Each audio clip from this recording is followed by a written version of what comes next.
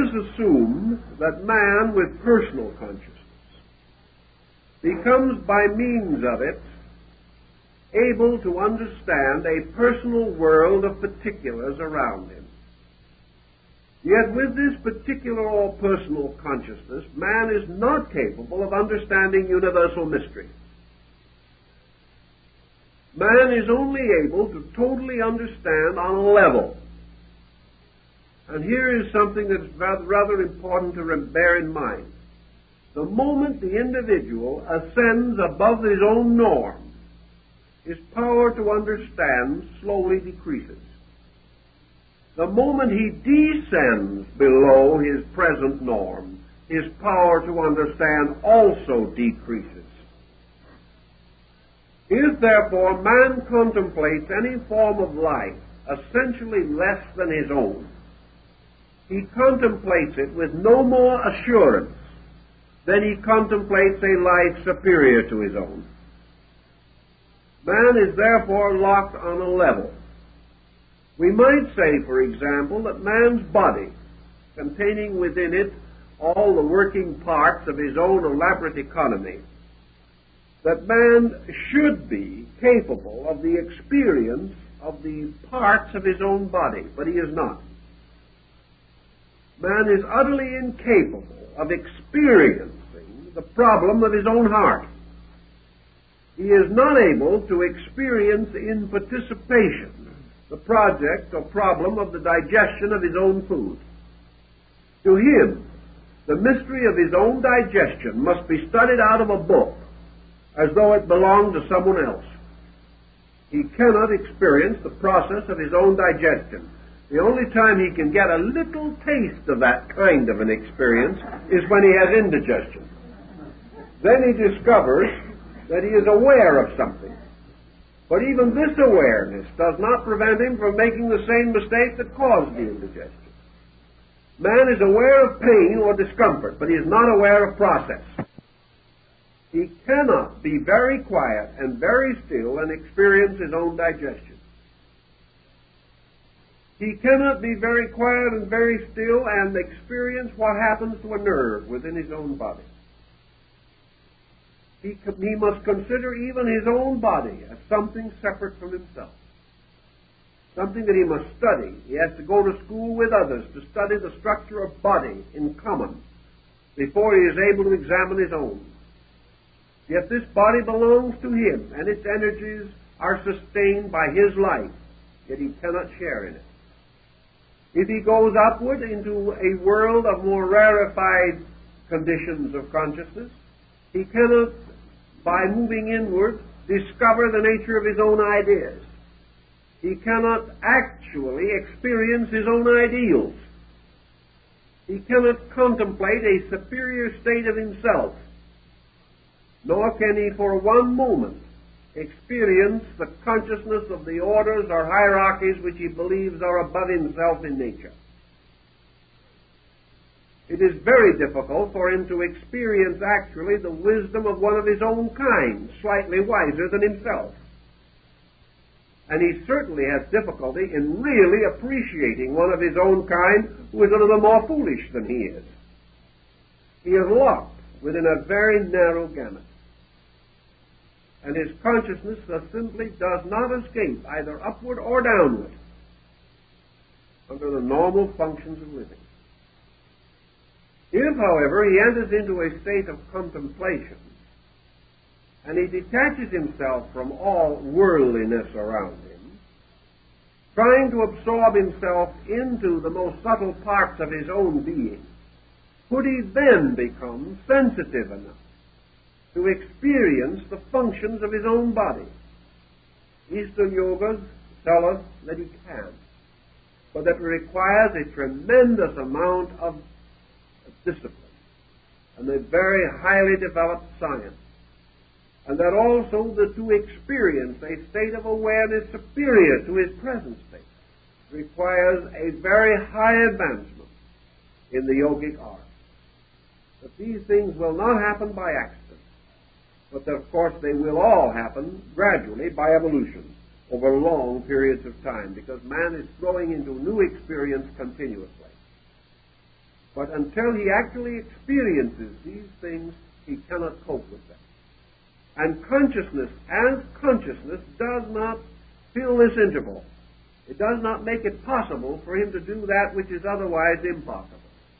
But the potential of consciousness seems to possess within it the power to accept growth by experience, so that experience never outgrows consciousness, but becomes a new instrument for its manifestation on a higher level. All these factors then contribute to another point.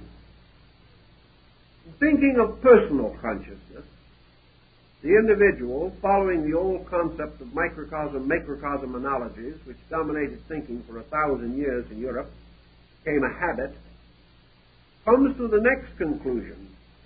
Is his own state of consciousness a key to the relationships of universal consciousness? If, for example, man is personal, and the universe is bigger than man, and must support many men, many beings, many creatures, may we justly ascribe to the universe a universal consciousness, even as we ascribe to the person a personal consciousness? We may certainly do so, but when we divide consciousness from personal to universal, what do we experience in the process of so doing? Do we know any more than we did before? In the majority of cases, we do not. Universal consciousness simply becomes our consciousness applied or projected by ourselves toward a state which we have not experienced, but which we must conclude is bigger than our state.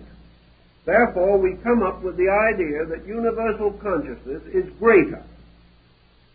Because this universal consciousness is associated with God, it is better. Because deity is presumed to be all-knowing, this universal consciousness is omniscient. Because God is everywhere, this universal consciousness is omnipresent. And because God does all things, this universal consciousness is omniactive.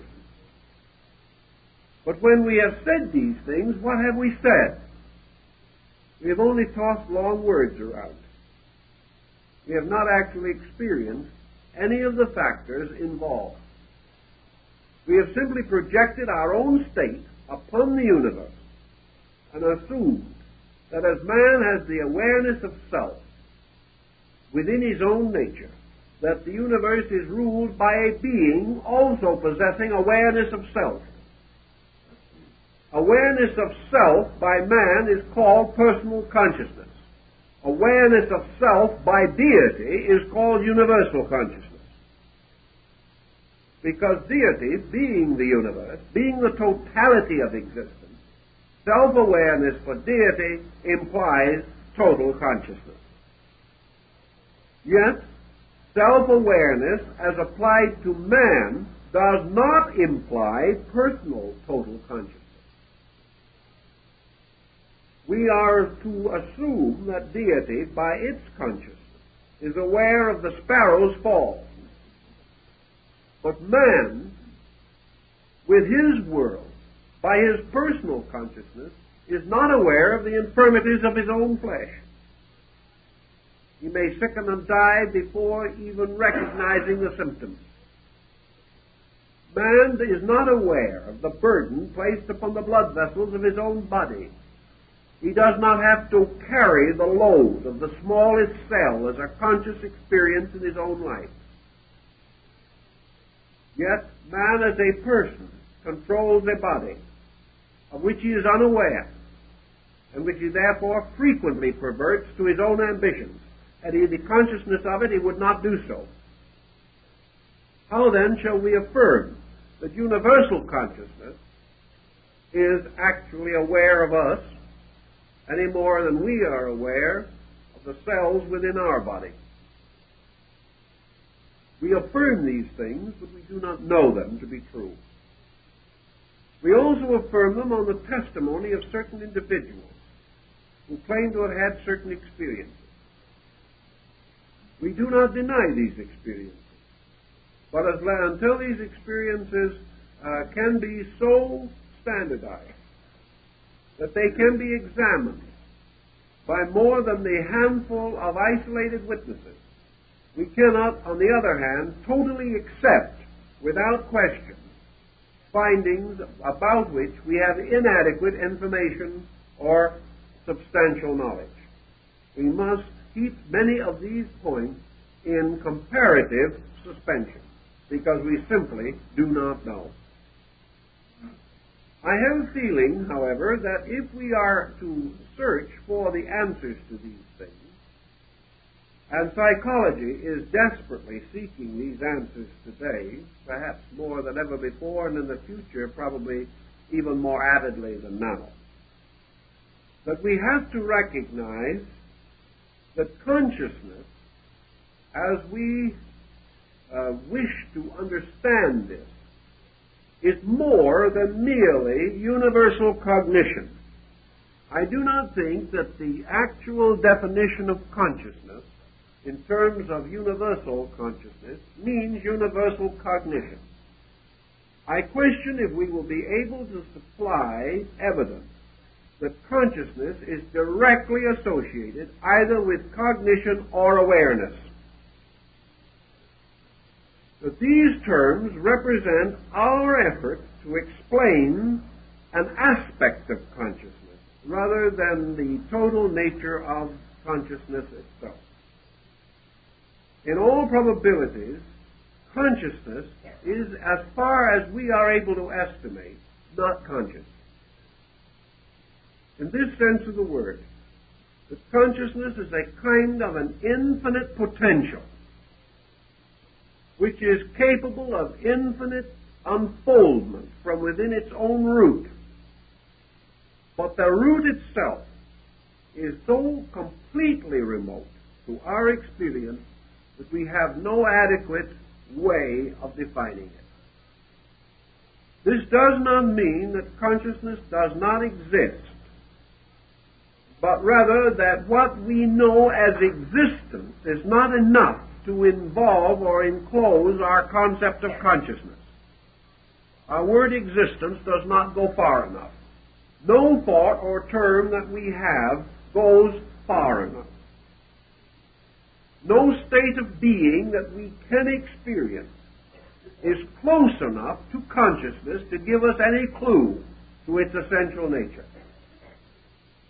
Perhaps the nearest clue that we have is this process of suspending a function that is not consciousness. But out of this suspension, for the most part, we arrive at a total suspension. We come into the presence of a timelessness, a beinglessness, in which, according to the testimonies of the ancients and those who have experienced these things, we gradually lose sense of self-existence.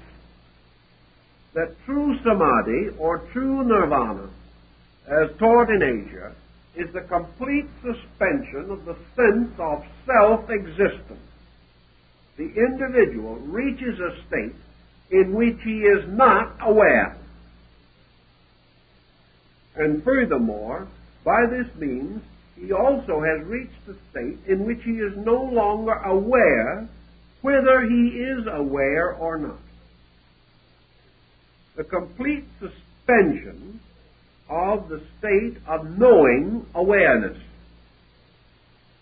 Therefore, in this instant, the individual escapes time and place totally. Consequently, what we call awareness is related to time-place association. We are aware of time and place, of the relationships of these things upon each other. Time, place, things. All these are essential to awareness.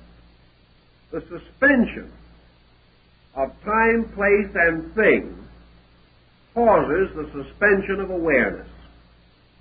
In that instant, man is unaware of his own existence or non-existence. So we study the problem as carefully as we can to discover, if we can, what the individual is cognizant of while he is not aware. Well, that's a pretty problem. In other words, it's an extension of the idea, what is he thinking about when he's not thinking? In the samadhi and in the experiences of Eastern mystics, there is a peculiar term which comes in, which I don't think has been much discussed in the West, except perhaps among some of your old medieval saints. And that is this reference to blessedness, reference to bliss, and to a state of almost perpetual ecstasy, which seems to mark the profound, mystical, apperceptive mood of these saintly persons. Having transcended all personality, time, place, condition, there seems to be described a state of bliss, a state of timeless, measureless, beingless bliss. Now this has been explained and studied a great deal, particularly in your Oriental philosophy, to find out how an individual can be so blissful when he doesn't know that he exists. But he comes back with an answer which confounds the elders and leaves the entire situation in very much of a dilemma. Namely, that bliss exists, that he has discovered that a condition exists, but he does not, which is the exact reverse of everything we know. Are we then to affirm that consciousness in its own nature, a priori, is the exact reverse of everything that we know? Is consciousness the opposite of every definition we've ever given it?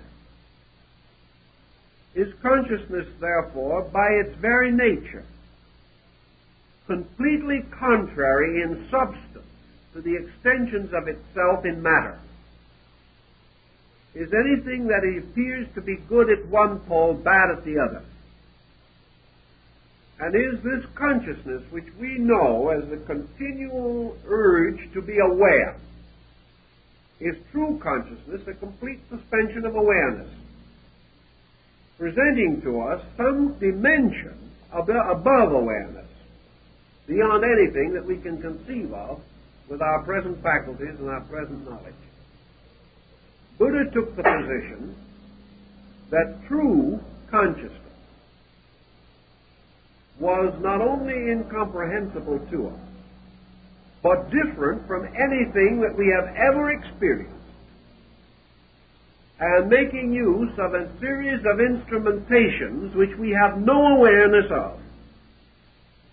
That true consciousness is not extinction, but can only be discovered by the total extinction of every process that we use to attempt to attain consciousness. Inasmuch as every process that we use creates pressure, creates intensity, and builds a greater wall of illusion or misinterpretation around our awareness problem. So he took the simple answer that universal consciousness can never be known until it is experienced, and that when it is experienced, it is discovered to be perhaps what the mystic says, not the individual aware of something, but condition itself aware of the individual, that there is a positive polarity in space, and that true consciousness is the universal being aware of the particular, whereas consciousness as we know it is man as a particular forever seeking awareness of universal, or that which is separate from himself. Man seeking to understand what is separate, whereas consciousness is forever moving through that which is not separate, but is the same. Consequently, true consciousness is the discovery of sameness, or the total experience of sameness, whereas our type of consciousness, our analytical consciousness, is constant awareness of difference. Socrates and many of the Greek philosophers worked very hard on this problem of consciousness, although the term was not very well known to them as we use it today. In fact, the type of consciousness that we refer to was unknown to them, because they had an entirely different attitude toward this entire subject. They held it to be self-evident among the Greek idealistic school that man was a stranger coming into this world, arriving here, having his internal psychic life drowned or intoxicated by matter, and that therefore he lived in this world in a kind of stupor from which he could only be released by discipline or by initiation into the mysteries. That if by virtue and integrity he lifted himself above the restrictions of his own body, gaining during life victory over his own senses, emotions, and desires, that he might then return again to the spiritual estate from which he had come. This concept was almost a complete pattern. The Greek mind did not go further than this, because it also dealt with the concept of metempsychosis, or rebirth, assuming that the individual would have to be reborn many times before the ultimates of consciousness were of any particular importance to him. This left the situation almost untouched, except that Socrates and most of the Greeks, including Pythagoras, pointed out clearly that the road to consciousness was a road to separation between worldly and divine matters, and that every individual seeking consciousness must attain this separation within himself, restoring to value those things which were valuable, and relinquishing such attachments as might interfere with the ultimate victory of the soul over circumstances. Thus, in the Greek, we have the beginning of the idea that man must attain some kind of a victory over natural habit or inclination before he could experience the true mystery of consciousness. In the East today, as in long ago, this consciousness problem presents itself in a variety of ways. Zen has one approach to it. Lao Tzu, in his Taoist teachings, had another approach to it. But all of these approaches have to do with certain things. One of the points always emphasized is discipline. Now, how shall we understand discipline in relationship to consciousness? For example, how are we to assume that man's consciousness, being as it is more or less polluted by the condition under which he exists, placing upon him or making available to him a discipline superior to his own state? Yet we know this can happen in the ordinary life of man. We know that a man who has lived a corrupt existence, becoming aware of this fact, may place a resolution upon his own nature, by which he is going to correct these faults of character and restore his integrity as a person. Thus man may, by perceiving those around him, and being inspired by conduct superior to his own, or discovering that his own conduct is no longer suitable to his nature, may improve or change himself. Discipline implies this particular kind of adjustment. Discipline is the mature person placing certain restraint upon his own conduct. One kind of discipline is called lawfulness. It has to do with social adjustment, in which the individual restrains his conduct because certain conduct is dangerous and detrimental to society and opens him to punishment. There is another type of self-restraint which is posed upon the individual who has discovered that excess is dangerous to his own nature. He has discovered that unhappiness, misery, sorrow, pain, these things have arisen from his own conduct. Therefore, he is inspired and impelled to make certain changes within his nature. Go further into this same policy, and you come to your philosophic theory, namely that discipline philosophically imposed is man's recognition that it is possible for him to control his own faculties, that it is possible for him to impose upon his own nature certain rules suitable for the improvement of his own total being, and that such may be termed discipline or penance, or may be applied by an obligation or an oath or by a voluntary commission. All of these things ancient peoples understood, and they made certain vows, and they took certain rites by which they dedicated themselves to the better conduct of their own lives. So in yoga and in most of the Eastern disciplines and in Christian monasticism, rules for the refinement of self were taught and were imposed upon those who desired certain spiritual advancements. And I think that in the majority of instances, these rules, though perhaps difficult, had numerous virtuous connotations. I think the loss and complete lack of self-discipline, which has so distinguished our modern age, is responsible for a large part of the trouble that we are now in. The individual failing to accept a responsibility to himself has lost the wonderful privilege of being stronger than his own desires. And lacking this experience, he has been unable to meet adversity with the strength and courage and dedication which perhaps was present in civilizations less advanced technologically than ours. So that the possibility of self-discipline, as in Zen or in Taoism, must be given due consideration. Self-discipline in terms of consciousness is the individual assuming that there is a life within him that is part of a universal life, and that this life is by substance and nature either greater than the common life of the person, or else in potential is capable of greater advancement, or of being able to support more adequately the improvement of the individual, if he will make an effort in that direction. So the disciplines of consciousness assume that there is something in man which is capable of a better knowing of things, a better acceptance, a better understanding or appreciation than that which is commonly available. Ancient man then began to study. Modern metaphysics followed in the same general pattern.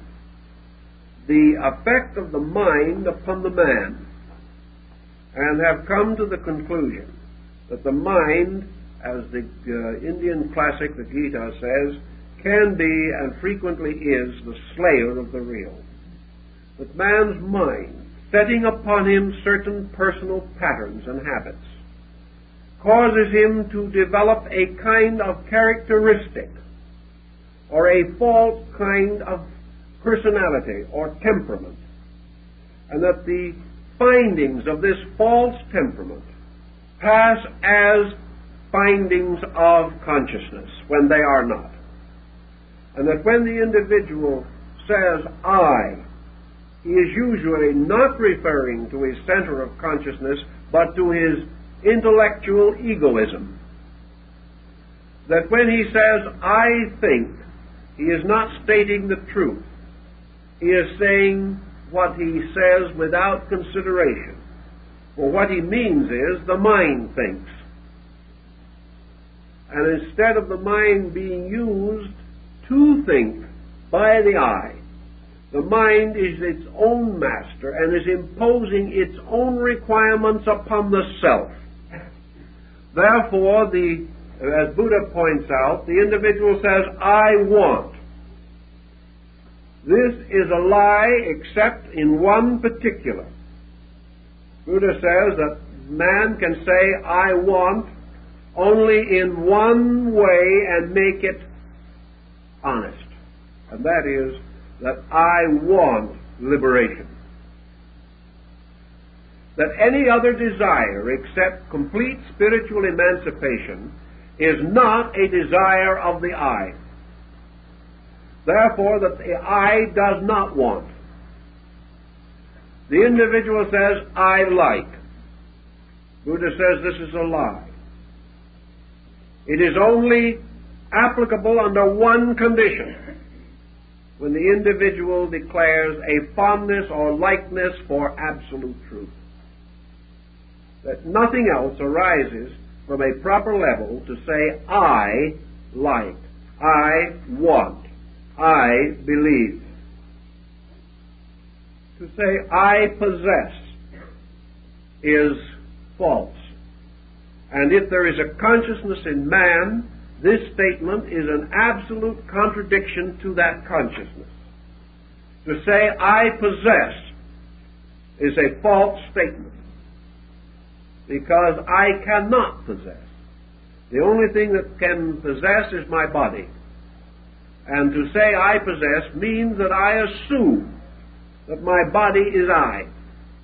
To say I want is to assume that my emotions are I. To say that I believe means to assume that my mind is I. To say I think is to assume that the thinker is the self. And these assumptions are not true. Therefore, the terms that we commonly use and with which we are continually fortifying our own psychology, these terms are false. The longer we become addicted to them and the more strenuously we observe them, the more completely confused that we will become. And this has apparently been true because we have finally reached the pinnacle of all confusion. There is no way in which we can estimate greater confusion than that we have now, except by waiting until tomorrow. Then we will have a new experience of how much worse it could get. But now we have reached the apex of the conceivable. But actually, consciousness is none of these things. Consciousness impels none of these thoughts, because in the substance of consciousness they are useless. Actually, everything that the individual does, he does for one of two purposes, one positive and the other negative. Everything he is doing is either in order that he may approach reality or that he may depart from unreality. Everything we do in order that we shall be more happy or less unhappy, that we shall be more popular or less unpopular, more successful or less unsuccessful. Everything is either a positive or negative effort to move from an unsatisfactory condition to one that is satisfactory. How then can consciousness, which is total satisfaction, have any motion in it whatever? How can consciousness be escaping from anything or desiring anything? How can consciousness desire to be more than it is or to have anything that it does not possess? Havelock Ellis points this out in his mystical experience description, that in this transcendent moment he was desireless, that he lived or existed in a state of such complete adjustment with existence that he realized that there was nothing missing. Nothing could be added. Nothing could be taken away. Therefore, everything for which we exist, which is to add or to take away, must cease to be significant. And the motivations that move all of us become non-operative. What is man, therefore, to do when all of his familiar motivations cease to motivate him? He apparently is suspended in nothing. But actually, in that state of suspension, he is for the first time at the end of a journey through unsatisfaction toward something. Now, we do not assume and cannot take for granted even for a moment that the universe ends in a stasis. That all dynamic is eternal, we are reasonably certain. That forms and types of motion and energy can constantly change, we know.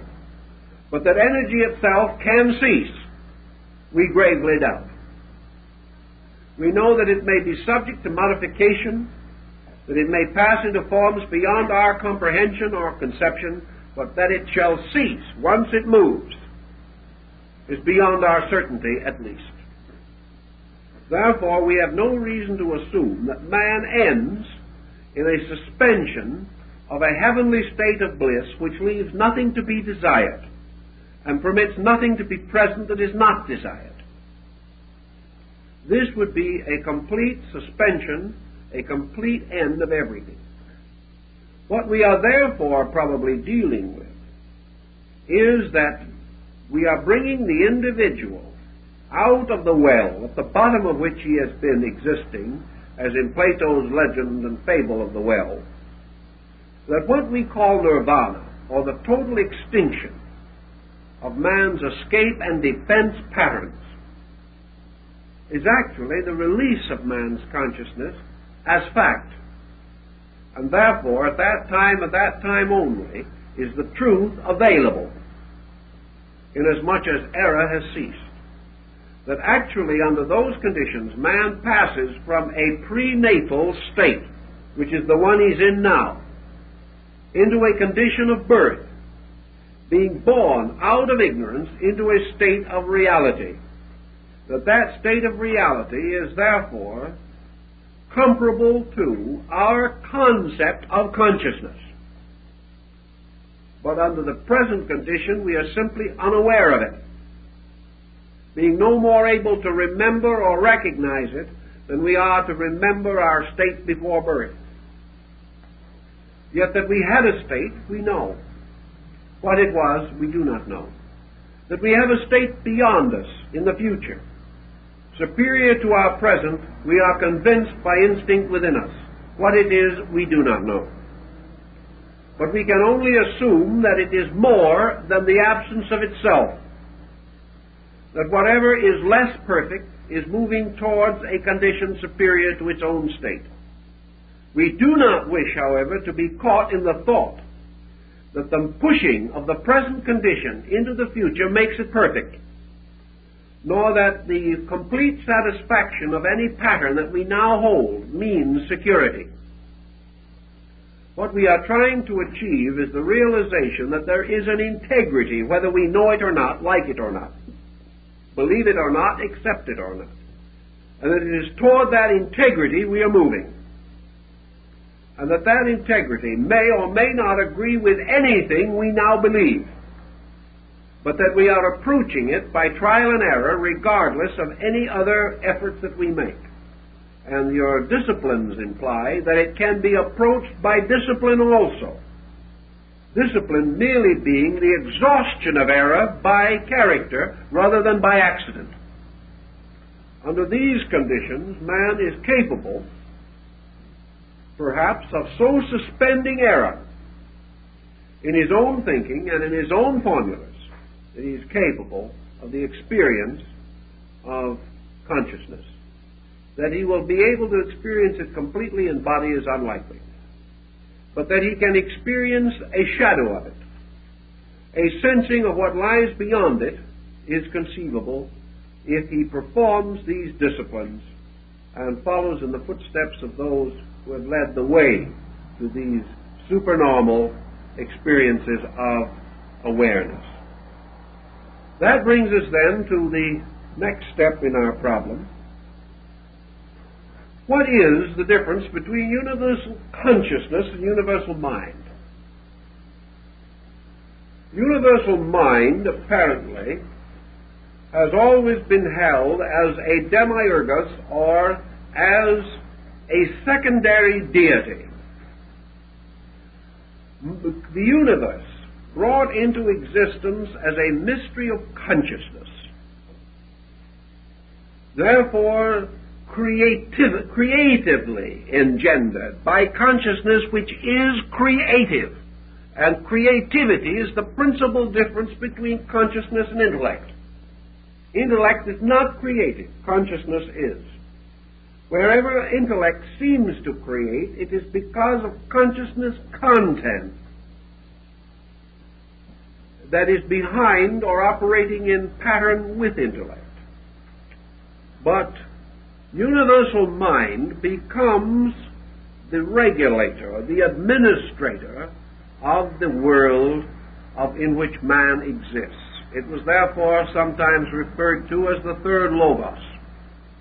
It is the world, mind, or intellect, the imposer of regulation, rule, and statute. And the world under its intellect becomes a rational animal moving in space. Plato so defined the world. When the Greeks referred to the world, they referred to what we would call the solar system, or perhaps even the universe in some of the connotations that they had of the term. So the world as a mental entity is a mental autocracy in space. Even as man, as a thinking or mental creature, is a self-governing unit, governed by reason, intellect, or mind, governed according to the quality and capacity of individual and collective intellect. The mind, in turn, deriving its authority, substance, essence, and energy from world mind. Man with mind can become the thinker, but mind has never yet satisfied the inclination of man in his search for truth. The mind is not capable of the experience of truth. The nearest that it can come to it is the organization of reasonable facts. Therefore, the mind can discover the reasonable. The emotions can discover the good. But only consciousness abides in the substance of the real. And reality is beyond that which is either reasonable or good. The reasonable may be only reasonable in terms of relativity. The good may be good only in terms of relativity. But the real is unchanging, as the root behind all change and phenomena. Therefore, in classical thinking, consciousness is associated with reality. And that being is said to be conscious, which is capable of apperceiving reality. And that being is considered to be enlightened, whose true nature is regulated by the reality locked within itself. This reality is not mental, but man has created a false reality which he has imposed upon himself. And perhaps the false reality which he has imposed is best exemplified in his materialistic culture. For in materialism he has established a world ruled over by the concrete faculties of the mind, which have become a despot of realism on a material level. Realism as opposed to reality, for they are not the same thing. Materialism, rationalized, has become our way of life, and it is also promising or threatening to become our way of death. This carries with it the ancient belief that consciousness differs, therefore, from reason in its experience factor and in its creativity. A thing thought out is not a thing lived through. Thought is a kind of vicarious laboratory process. The individual can think about many things which he has not experienced and will not experience, because he can read about them and think about his own thoughts. Consciousness, however, is rooted in an experienced reality. It is rooted in the individual's power to say, I know, without exaggeration. The power to know is not the power of reason. The power to know is a sensitive field within the individual, which either can receive the total impact of a fact, or else is capable of so energizing its own nature that it can discover the fact in things around itself. Therefore, the question has been asked, and perhaps with validity, is the difference between objectivity and subjectivity in this sense, that error is the result of external things moving in upon the individual, and reality the result of the individual moving out upon things. This could be a valid comparison if we do not push it too far. I think there is no doubt in the world that consciousness discovers value in things, and that it does so by an intentional purpose. That consciousness coming in where intellection ceases, searches for that which the intellect cannot find. Intellect, for example, can discover character and motive. Consciousness, however, seeking reality, seeks the experience which led the individual to his conduct. And as we go further and further in this, we discover that the mind judges, but consciousness does not. That in some mysterious way, we refine the same thought that Jesus gave to his disciples. The mind says, judge righteous judgment. Consciousness says, judge not at all. For whatsoever measure ye judge, so shall it be judged unto you. Condemn not, lest ye be condemned. In other words, mind passes judgment, consciousness suspends judgment. And there is a constant situation. This suspension is not due to the individual merely following the rule not to judge. Consciousness in some way takes the edge out of judging. It takes the pleasure out of judging. It lifts the individual from the mental exercise of the either-or Aristotelian mode and causes the intuitive recognition of value so deep that the individual no longer feels qualified to judge.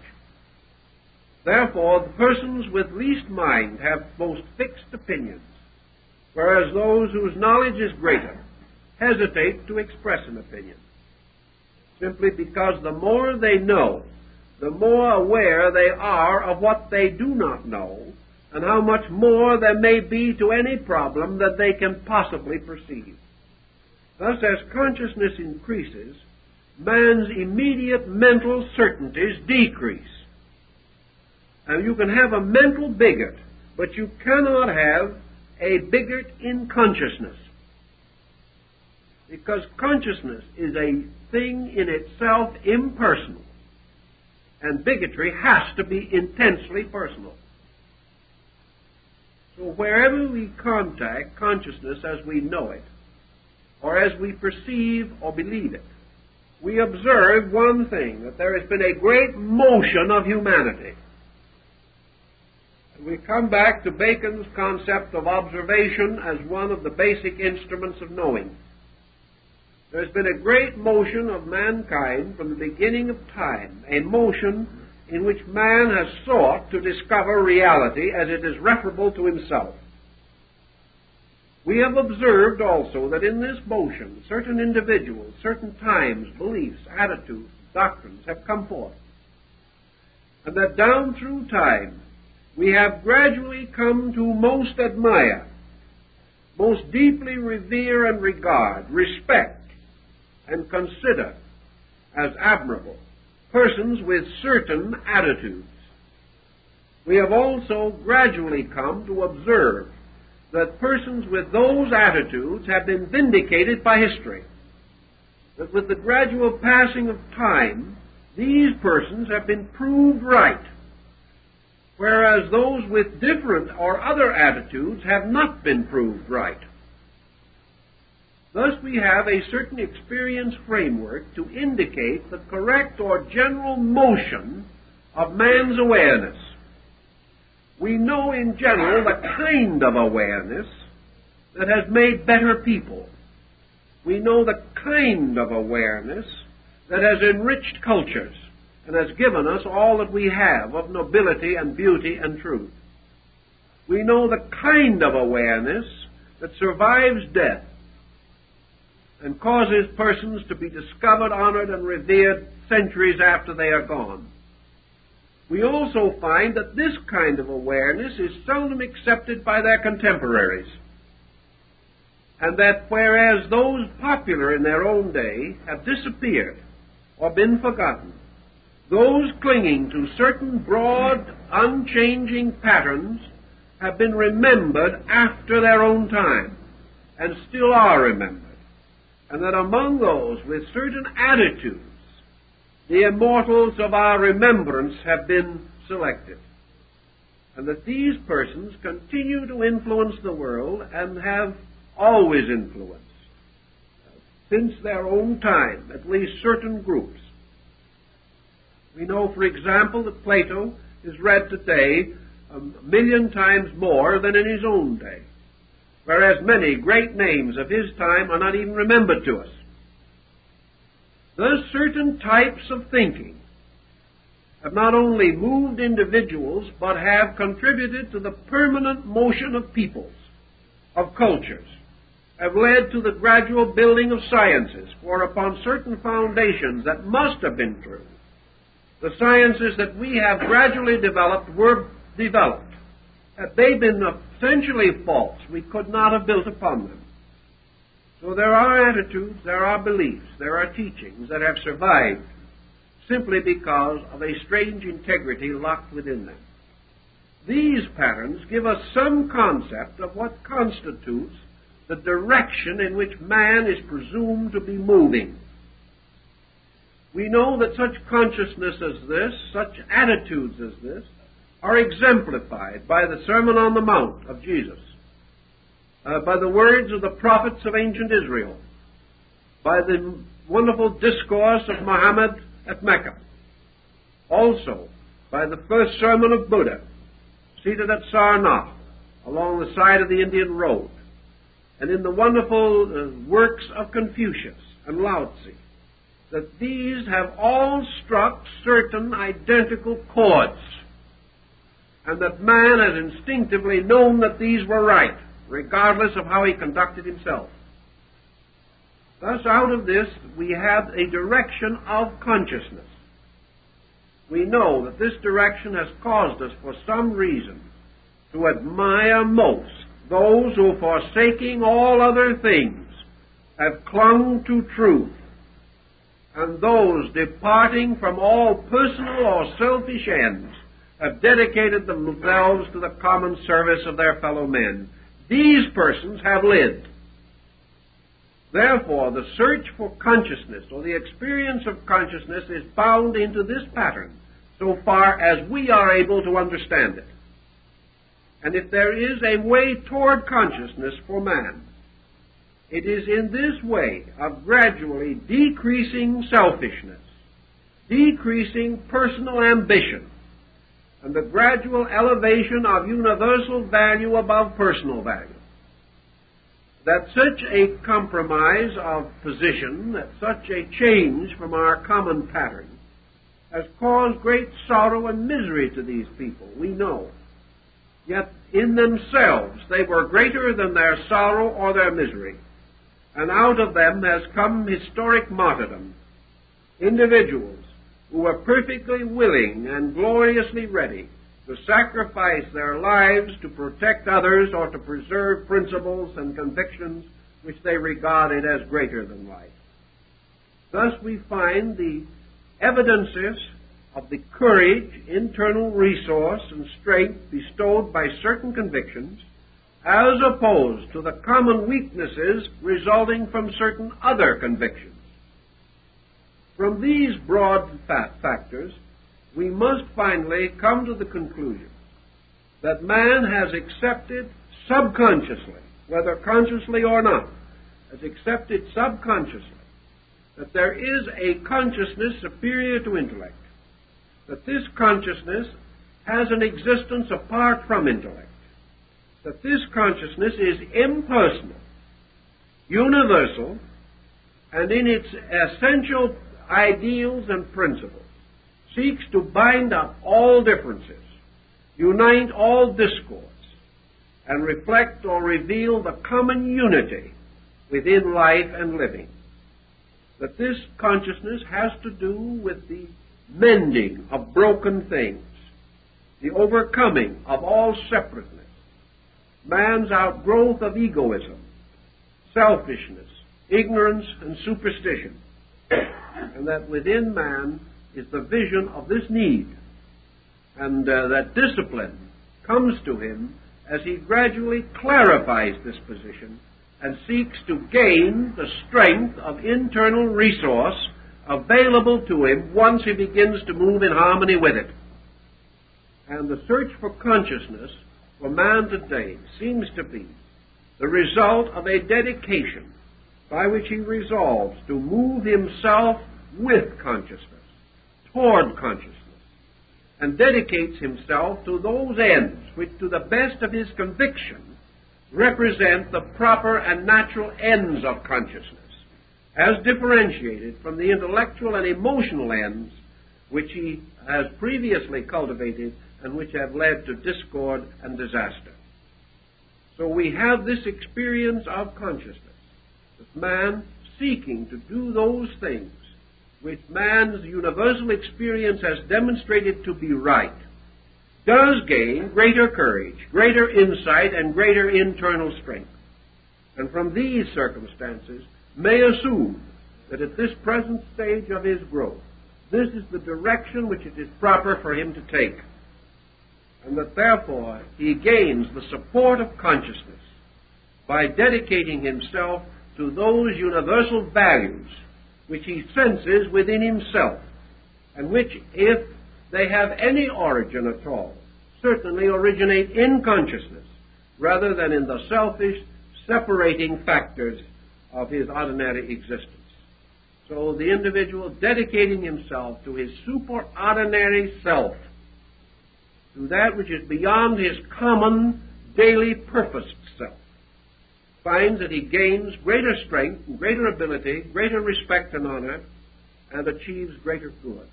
For these reasons he assumes that such motion on his part is motion toward consciousness, or with the approval of consciousness, and that he is rewarded by the release of greater understanding from within himself, this understanding being that part of consciousness which he conceives it to be possible for him to sense, know, or understand.